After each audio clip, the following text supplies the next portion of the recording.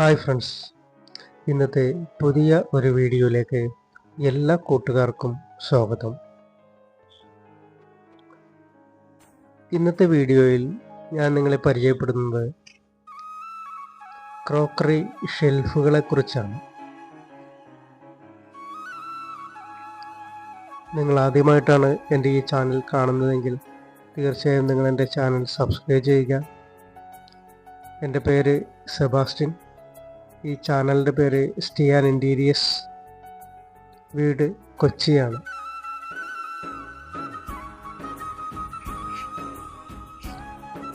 നമ്മുടെ വീട്ടിൽ ക്രോക്കറി ഷെൽഫുകൾ ഏറ്റവും അത്യാവശ്യമായ ഒരു ഘടകം തന്നെയാണ്.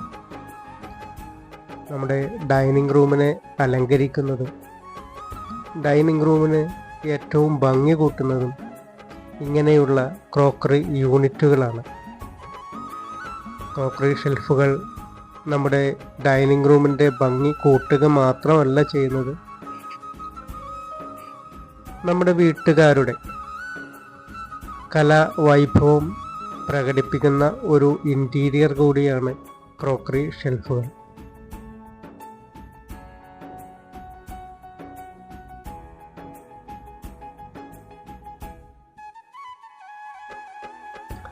ഡൈനിങ് റൂമിൽ ഈ ക്രോക്കറി ഷെൽഫുകൾ അത് വെറുമൊരു അലങ്കാരം മാത്രമായിട്ട് ഉണ്ടാക്കാതെ അതിന് അത്യാവശ്യം നല്ല സ്റ്റോറേജ് സ്പേസ് കൂടെ കൊടുത്ത് ഉണ്ടാക്കുകയാണെങ്കിൽ നമ്മുടെ ഡൈനിങ് റൂമിൽ അത് വളരെയധികം ഭംഗിയായിട്ട് ഇരിക്കുകയും ചെയ്യും. സ്റ്റോറേജ് സ്പേസ് എന്ന് ഞാൻ ഉദ്ദേശിച്ചത് രണ്ട് ഭാഗമായിട്ട് പണിയുക എന്നതാണ്. ഇപ്പോൾ ചിത്രങ്ങളിൽ കാണുന്നത് പോലെ നമുക്ക് എന്നും എപ്പോഴും എടുക്കാൻ കഴിയാത്ത സാധനങ്ങൾ, അല്ലെങ്കിൽ എപ്പോഴും ഉപയോഗിക്കാത്ത പ്ലേറ്റുകൾ, ഗ്ലാസുകൾ എന്നിങ്ങനെയുള്ള ഐറ്റംസ് എല്ലാം നമുക്ക് അടിഭാഗത്ത് സൂക്ഷിച്ചു വെക്കാം. അടിഭാഗത്തായിട്ട് നമുക്ക് വീവ് വരാത്ത രീതിയിൽ ഡോറുകൾ കൊടുക്കാം. ക്ലോസ്ഡ് ആയിട്ടുള്ള ഡോറുകൾ കൊടുത്ത് അതിൻ്റെ ഉൾഭാഗത്ത് ഇതേപോലെ നമ്മളെപ്പോഴും ഉപയോഗിക്കാത്ത സാധനങ്ങൾ നമുക്ക് സൂക്ഷിച്ചു വെക്കാം. നമ്മുടെ വീടുകളിൽ ഗസ്റ്റോ എന്തെങ്കിലും ഫങ്ഷൻ നടക്കുന്ന സമയത്തൊക്കെ നമുക്ക് ആ പാത്രങ്ങളും ആ ഗ്ലാസ്സുകളൊക്കെ എടുത്ത് ഉപയോഗിക്കാനും സാധിക്കും. അത് നന്നായിട്ട് പൊടി പിടിക്കാത്ത രീതിയിൽ സ്റ്റോറേജ് സ്പേസിൽ സൂക്ഷിക്കുവാനും സാധിക്കും.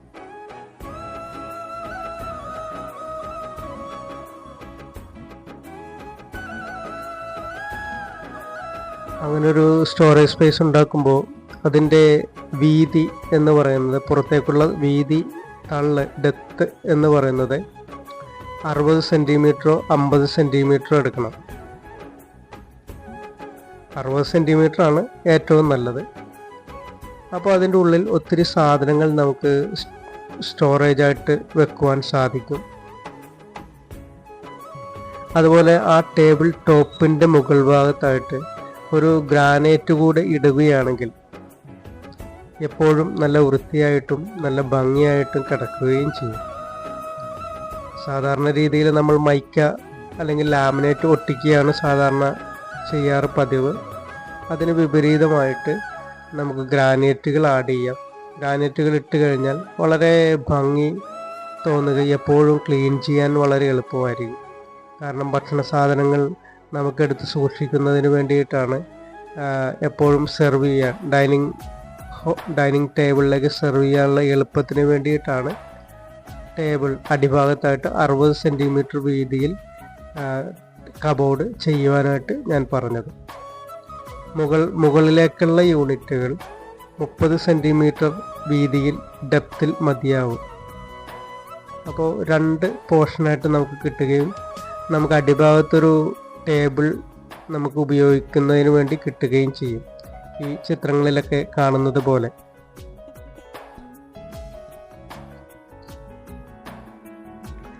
മുകൾ ഭാഗത്തായിട്ട് നമുക്ക് ഗ്ലാസുകൾ കൊടുക്കുകയാണെങ്കിൽ വളരെ ഭംഗിയായിരിക്കും. കാരണം നല്ല മോഡലിലുള്ള നല്ല പ്ലേറ്റുകളും നല്ല ഗ്ലാസ്സുകളും അതേപോലെ നല്ല ക്രോക്കറി ഐറ്റംസും ഒക്കെ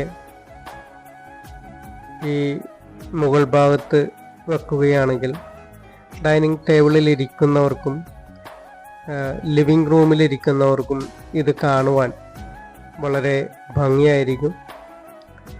വീടിൻ്റെ പ്രധാന ആകർഷണം എന്ന് പറയുന്നത്, അല്ലെങ്കിൽ പ്രധാനപ്പെട്ട ഒരു ഇൻറ്റീരിയർ എന്ന് പറയുന്നത് തന്നെ ഈ ക്രോക്കറി യൂണിറ്റുകളാണ്. ക്രോക്കറി യൂണിറ്റുകൾ വളരെ ഭംഗിയുള്ളതും നല്ല ഡിസൈനിലുള്ളത് തന്നെ പണിയാനായിട്ട് പ്രത്യേകം ശ്രദ്ധിക്കുക. നിങ്ങളുടെ വീടിന് ഇണങ്ങുന്ന, നിങ്ങൾക്ക് ഇഷ്ടമാവുന്ന, ഇപ്പോൾ ഈ വീഡിയോയിൽ കാണുന്ന ഏത് ഡിസൈൻ വേണമെങ്കിലും നിങ്ങൾക്ക് ചൂസ് ചെയ്യാവുന്നതാണ്.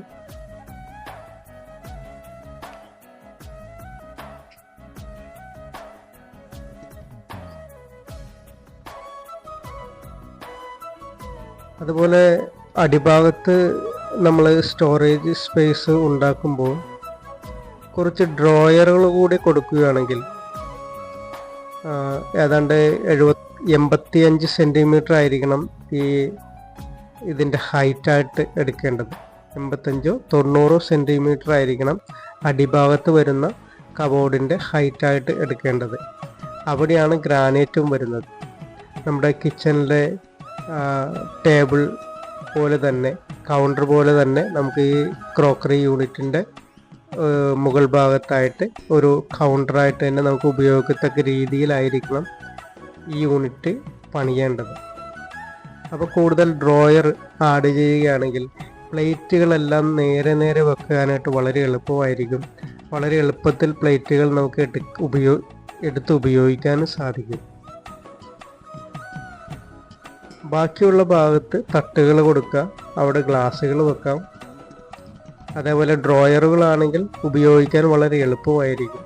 സ്പൂണ് അങ്ങനെയുള്ള ഐറ്റംസ് എല്ലാം നമുക്ക് ഈ ഡ്രോയറുകളിൽ സൂക്ഷിക്കാൻ സാധിക്കും.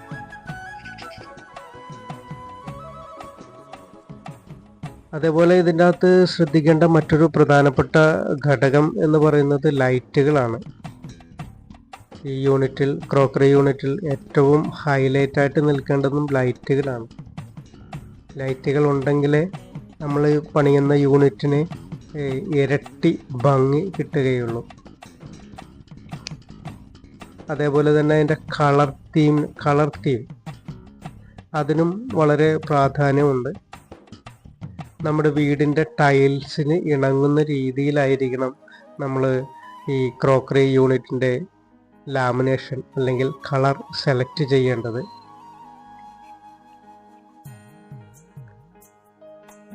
ഇതേപോലെ ക്രോക്കറി യൂണിറ്റുകൾ പണിയുമ്പോൾ ഇപ്പോൾ ചിത്രങ്ങളിൽ കാണുന്നത് പോലെ ഒരു ഫുൾ പൊക്കത്തിൽ 210 സെൻറ്റിമീറ്ററോ അല്ലെങ്കിൽ 8 അടി പൊക്കത്തിലോ ഒരു ടോൾ യൂണിറ്റ് നമുക്ക് പണിയുകയാണെങ്കിൽ അതിൻ്റെ അകത്ത് തട്ടുകളും അല്ലെങ്കിൽ ഗ്ലാസ് തട്ടുകളോ അല്ലെങ്കിൽ സാധാരണ പ്ലൈവുഡ്, ഇത് നമ്മൾ ഏത് മെറ്റീരിയൽ ഉപയോഗിച്ചാണോ പണിയുന്നത് അതുകൊണ്ടുള്ള തട്ടുകളോ ഇടുകയാണെങ്കിൽ ഒത്തിരി പ്ലേറ്റുകൾ, ഗ്ലാസ്സുകൾ, കപ്പ്, സോസർ അങ്ങനെ വില കൂടിയ നമ്മുടെ പാത്രങ്ങളെല്ലാം നമുക്ക് അതിൻ്റെ മുകളിൽ വെച്ച് കഴിഞ്ഞാൽ, അതേപോലെ ലൈറ്റും കൊടുത്തു കഴിഞ്ഞാൽ വളരെ ആ വീടിൻ്റെ ഭംഗി തന്നെ മാറിക്കിട്ടുകയും ചെയ്യും, വളരെ ഭംഗി കൂടുകയും ചെയ്യും. അതേപോലെ മുകൾ ഭാഗത്തെ ഡോറുകൾക്ക് ഗ്ലാസ്സുകളാണ് ഇടുന്നതെങ്കിൽ അവിടെ ഗ്ലാസിൻ്റെ തട്ടുകൾ തന്നെ കൊടുക്കുന്നതായിരിക്കും ഏറ്റവും ഭംഗിയായിട്ടുള്ളത്. അത് ക്ലീൻ ചെയ്യാൻ എളുപ്പമായിരിക്കും, കാണുന്നതിന് നല്ല ഭംഗിയായിരിക്കും. മുകൾ ഭാഗത്ത് ലൈറ്റ് ഇട്ട് കഴിഞ്ഞാൽ അതിൻ്റെ വെളിച്ചം താഴെ തട്ടിലൂടെ പ്രതിഫലിക്കുകയും ചെയ്യും. അതുപോലെ ലൈറ്റുകൾ സെലക്ട് ചെയ്യുമ്പോൾ പ്രൊഫൈൽ ലൈറ്റുകളായിരിക്കും കുറച്ചുകൂടി എഫക്റ്റിംഗ് ആയിട്ട് തോന്നുന്നത്. ഇപ്പോൾ ചിത്രങ്ങളിൽ കാണുന്നത് എല്ലാ ലൈറ്റുകളും പ്രൊഫൈൽ ലൈറ്റുകളാണ്. അതുപോലുള്ള ലൈറ്റുകൾ ചെയ്യുവാണെങ്കിൽ നമുക്ക് അതിൻ്റെ ഡ്രൈവ് നമുക്ക് ഈ കബോർഡിൻ്റെ മുകൾ ഭാഗത്തായിട്ട് കൊടുക്കുവാൻ സാധിക്കും. ഏറ്റവും മുകൾ ഭാഗത്തായിട്ട് ഡ്രൈവ് കൊടുക്കുകയാണെങ്കിൽ എളുപ്പത്തിൽ തന്നെ അത് കേടാവുകയോ മറ്റോ ചെയ്യുകയാണെങ്കിൽ നമുക്കത് മാറ്റി സ്ഥാപിക്കാനും സാധിക്കും. യാതൊരു കാരണവശാലും ഈ ലൈറ്റിൻ്റെ ഡ്രൈവ് കബോർഡിൻ്റെ ഉൾവശത്ത് കൊടുക്കാതിരിക്കുന്നതാണ് എപ്പോഴും നല്ലത്. പുറത്ത് തന്നെ മുകൾ ഭാഗത്തായിട്ട് കൊടുക്കുന്നതാണ് എപ്പോഴും നല്ലത്.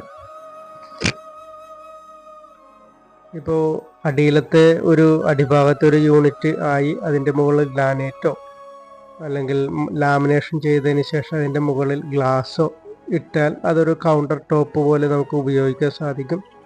അതിൻ്റെ മുകൾ ഭാഗത്തായിട്ട് ഇപ്പോൾ പറഞ്ഞ പോലെ തന്നെ 30 സെൻറ്റിമീറ്റർ വീതിയിൽ കബോർഡുകൾ കൊടുക്കാം. ഡോറിൽ ഗ്ലാസ്സുകൾ ഇടുക, ലൈറ്റുകൾ കൊടുക്കുക. അതേപോലെ തന്നെ അതിന് ഇമ്പോർട്ടൻ്റായ മറ്റൊരു കാര്യം കൂടി ചെയ്യുവാനായിട്ടുണ്ട്. ഈ ക്രോക്കറി യൂണിറ്റ് വരുന്ന ഭിത്തിയിൽ നമുക്ക് വാൾപേപ്പറുകൾ കൊടുത്താൽ വളരെ ഭംഗിയായിരിക്കും. നമ്മൾ കൊടുക്കുന്ന ഈ യൂണിറ്റിൻ്റെ 10 മടങ്ങ് ഭംഗി കൂടുകയും ചെയ്യും. ഈ ഇൻറ്റീരിയറിന് ചേരുന്ന കളറിന് ചേരുന്ന രീതിയിലുള്ള വാൾപേപ്പർ സെലക്ട് ചെയ്ത് അത് ആ വാൾപേപ്പറൂടെ ഭിത്തിയിൽ ഒട്ടിക്കുകയാണെങ്കിൽ വളരെ ഭംഗിയായിരിക്കും. ഇനി വാൾപേപ്പർ താല്പര്യമില്ലാത്തവർക്ക് ടെക്സ്ചർ വർക്കുകൾ ചെയ്യാം. ടെക്സ്ചർ വർക്കുകൾ ചെയ്താലും അതിന് 10 മടങ്ങ് ഭംഗി കൂടുകയും ചെയ്യും. ഇനി അതുമല്ലെങ്കിൽ മറ്റൊരു മെറ്റീരിയലുണ്ട്, PVCയുടെ പാനലുകളുണ്ട്. അതും വളരെ വ്യത്യസ്തമായ ഡിസൈനുകൾ അവൈലബിൾ ആണ്. വ്യത്യസ്തമായ കളറുകളിലും കിട്ടും. നമ്മുടെ വീടിന് ഇണങ്ങുന്ന രീതിയിൽ നമ്മുടെ ഭിത്തിക്ക് അടിച്ചിരിക്കുന്ന കളറിന് മാച്ചാവുന്ന രീതിയിലുള്ള വാൾപേപ്പറോ അതേപോലെ തന്നെ ടെക്സ്ചർ വർക്കുകളോ ചെയ്യുക. അതേപോലെ നമ്മുടെ ടൈൽസിന് ഇണങ്ങുന്ന രീതിയിലുള്ള കളറുകൾ അതായിരിക്കണം ക്രോക്കറി യൂണിറ്റുകൾക്ക് സെലക്ട് ചെയ്യേണ്ടത്. നമുക്കൊരു കളർ ഇഷ്ടപ്പെട്ടു എന്ന് കരുതി അത് തന്നെ ചെയ്യണം എന്നല്ല ഞാൻ പറയുന്നത്. നമ്മുടെ വീടിനിണങ്ങുന്ന, നമ്മുടെ ടൈൽസിന് ഇണങ്ങുന്ന, എന്നാൽ കണ്ണിന് വളരെ കുളിർമ നൽകുന്ന ലൈറ്റ് കളറുകൾ ഉള്ള ക്രോക്കറി ലാമിനേഷനുകളാണ് ക്രോക്കറി ഷെൽഫിനായി സെലക്ട് ചെയ്യേണ്ടത്. അപ്പോൾ അങ്ങനെ സെലക്ട് ചെയ്താൽ നമ്മൾ എത്ര കണ്ടാലും ഈ യൂണിറ്റിൻ്റെ ഭംഗി, എത്ര പ്രാവശ്യം കണ്ടാലും ഈ യൂണിറ്റിൻ്റെ ഭംഗി എപ്പോഴും നമുക്കൊരു പുതുമയായി തന്നെ തോന്നുന്നതാണ്. വുഡ് ഗ്രൈൻസ് ഉള്ള, ടീക്വുഡ് ഗ്രൈൻസ് ഉള്ള ഒത്തിരി ഡിസൈനിൽ ലാമിനേഷൻ കിട്ടുന്നു. അതല്ല എങ്കിൽ നമുക്ക്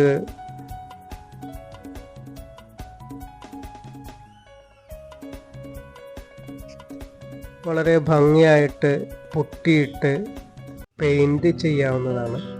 അതിനും വളരെ ഭംഗിയാണ്. എളുപ്പം ലാമിനേഷൻ ഒട്ടിക്കുന്നതാണ് കോസ്റ്റ് കുറഞ്ഞു നിൽക്കുന്നത്. ഏതായാലും ക്രോക്കറി യൂണിറ്റുകളെ കുറിച്ചുള്ള കുറച്ച് കാര്യങ്ങളെങ്കിലും നിങ്ങൾക്ക് മനസ്സിലായി കാണും എന്ന് ഞാൻ കരുതുന്നു. നമ്മുടെ വീട്ടിൽ യൂണിറ്റുകൾ ചെയ്യുമ്പോൾ ഇത്തരം കാര്യങ്ങൾ ഓർത്തു വെക്കുക.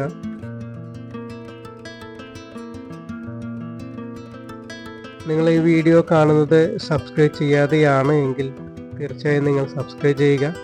അതേപോലെ ലൈക്കും ഷെയറും നൽകുക, അതേപോലെ ഹൈപ്പും നൽകുക.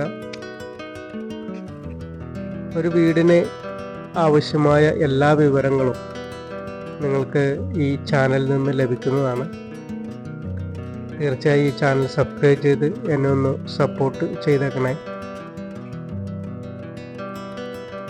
അതുപോലെ തന്നെ നിങ്ങളുടെ വിലയേറിയ നിർദ്ദേശങ്ങളും അഭിപ്രായങ്ങളും കമൻറ്റ് ചെയ്യാനും മറക്കല്ലേ. മറ്റൊരു പുതിയ വീഡിയോയുമായി തിരിച്ചു വരുന്നതുവരെ എല്ലാ കൂട്ടുകാർക്കും ശുഭദിനം.